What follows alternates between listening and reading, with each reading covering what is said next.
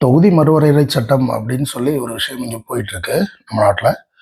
அதை பற்றி ஒரு அதோட டீட்டெயில்ஸ் இப்போ பார்த்துடலாம். தொகுதி மறுவரையறை அப்படின்னா மக்கள் தொகை கணக்கீட்டின் அடிப்படையில் ஒரு எம்பிக்கு எவ்வளோ சீட்ஸ், ஒவ்வொரு மாநிலத்துக்கு எவ்வளோ எம்பி சீட் வரும் அப்படின்னு பிரிப்பாங்க.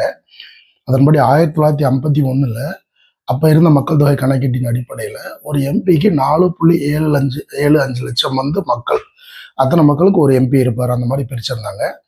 அடுத்து 1961 அந்த வருஷம் என்ன பண்ணியிருக்காங்கன்னா 8.4 லட்சம் மக்கள், கிட்டத்தட்ட 8 லட்சம் பேருக்கு ஒரு எம்பி அப்படிங்கிற மாதிரி வச்சுருந்தாங்க. திரும்ப 1971 வரும்போது 10.1 லட்சம் மக்களுக்கு ஒரு எம்பி அப்படிங்கிற மாதிரி வந்திருந்தது. அடுத்தது 1976 அண்ட் 2002 ரெண்டு டைமும் மக்கள் தொகை, அதாவது தொகுதி மறுவரையறை பண்ணியிருக்கணும். சில காரணங்களுக்கால சில தலைவர்களோட வேண்டுகோளை ஏற்று அதை தள்ளி வச்சுட்டாங்க. ஸோ அதனால் அதுக்கப்புறமா 2002, 2001, ஸோ இதுலேருந்து 25 வருஷம் கால்குலேட் பண்ணால் 2026. ஸோ அதை தான் இப்போ தொகுதி மறுவரையறை பண்ணணும் அப்படின்னு சொல்லி ஒரு விஷயம் போயிட்டுருக்கு. அது மட்டும் இல்லை, 1952 வருஷம் குடும்ப கட்டுப்பாடு திட்டம் அப்படின்னு சொல்லி ஒரு திட்டத்தை அமல்படுத்தியிருக்காங்க.